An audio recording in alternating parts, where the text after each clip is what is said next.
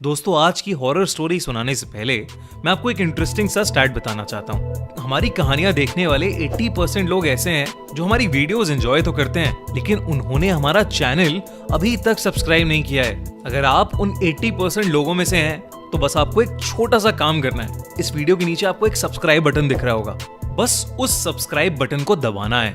बस इतना सा काम करना है आपको, और लगे हाथों बेल आइकन भी प्रेस कर देना, ताकि हमारी लेटेस्ट वीडियो आते ही आपको सबसे पहले पता चले। सरकटा। आपने सरकटा के बारे में कई कहानियां सुनी होंगी, मूवीज और टीवीज में देखा होगा, लेकिन इस वीडियो में हम आपके लिए बंगाल में घटी सरकटे की एक सच्ची कहानी लेकर आए हैं। दिवाकर बचपन से ही लखनऊ में पला बड़ा था और वो कई सालों बाद वापस अपने गांव जा रहा था, जो कि वेस्ट बंगाल और बांग्लादेश बॉर्डर के एक छोटे से कोने पर था। इससे पहले वो अपने गांव सिर्फ बचपन में गया था, लेकिन अपने पेरेंट्स के मरने के बाद अब उसके परिवार में सिर्फ उसकी नानी थी, जिन्हें वो अपने साथ लखनऊ ले जाने के लिए गांव आया था।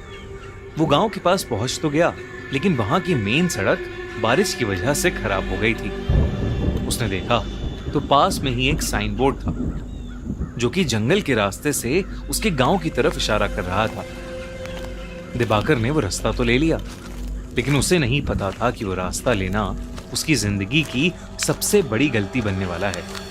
शाम ढल रही थी और जंगल का वो रास्ता एकदम सुनसान था। पूरे रास्ते में बस उसके अलावा और कोई नहीं था। कुछ दूर जाते ही दिवाकर को अजीब सा भारीपन लगने लगा और उसे ऐसा महसूस हुआ कि कोई 10 फीट का आदमी एक झाड़ी के पीछे खड़ा उसकी तरफ देख रहा है। दिवाकर को लगा कि झाड़ियों में कोई जानवर होगा, तो वो थोड़ा तेजी से चलने लगा और तभी उसके पैरों के नीचे कुछ आया, जिससे वो लड़खड़ा कर नीचे गिर गया। जैसे ही उसने पलट कर देखा तो उसके रोंगटे खड़े हो गए। वो जिस चीज से लड़खड़ाया था वो चीज कुछ और नहीं बल्कि किसी इंसान का कटा हुआ, सड़ा हुआ एक सर था। ये देखते ही दिवाकर वहां जोर से भागा और जैसे तैसे करके उस एरिया से निकलकर अपने घर पहुंच गया। उसकी नानी उसे देखकर बहुत खुश थी और साथ ही हैरान भी। खुश क्योंकि उन्होंने दिवाकर को कई सालों बाद देखा था, और हैरान क्योंकि उसके पूरे कपड़े कीचड़ में सने हुए थे। उसने अपनी नानी को बताया कि वो जंगल वाले रास्ते से आया और उसे वहां एक कटा हुआ सर दिखा। ये सुनते ही उसकी नानी का चेहरा एकदम सफेद पड़ गया। उन्होंने बताया कि वो जंगल का रास्ता गांव में कई सालों से सुनसान है, क्योंकि वहां स्कोंदो काटा यानी सरकटा रहता है। कहते हैं कि उनके गांव में एक लंबा चौड़ा पहलवान लड़का रहता था। एक दिन उसे एक लड़की से प्यार हो गया, और जब उसने उस लड़की से अपने प्यार का इजहार किया तो उस लड़की के परिवार वालों ने उसको बहुत मारा और उसकी बहुत बेइज्जती की।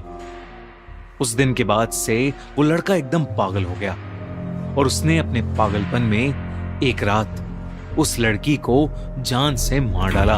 उस लड़की के परिवार वालों ने उसे ये करते हुए देख लिया और उस लड़के को जंगल में ले जाकर उसका सर काट दिया। उन्होंने उस लड़के के सर कटे शरीर को उसी जंगल में छोड़ दिया, और कहते हैं कि तब से सरकटे की आत्मा अभी भी उस जंगल में भटकती है और वो अपने बदले की आग में जलता रहता है। कहते हैं कि अगर वो किसी को एक बार दिख जाए तो वो उसे भी मारकर सरकटा बना देता है।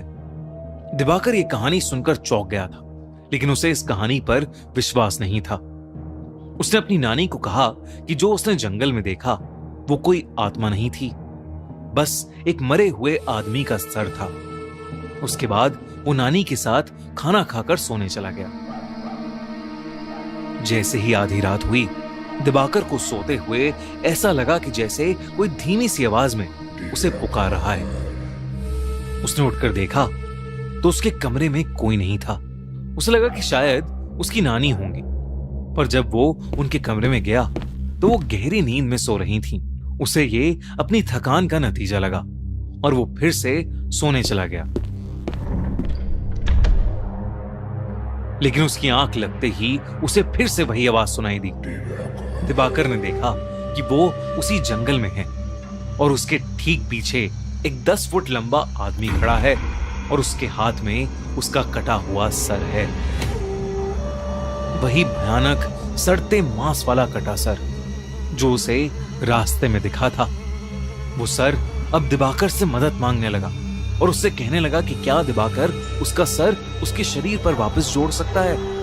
और मदद मांगते ही वो सरकटा बहुत ही भयानक तरीके से हंसने लगा और अचानक दिवाकर की नींद टूट गई। लेकिन जैसे ही दिवाकर की आंख खुली, वो कटा सर उसके ठीक सामने हवा में तैर रहा था और वो कटा सर वैसे ही भयानक तरीके से हंस रहा था।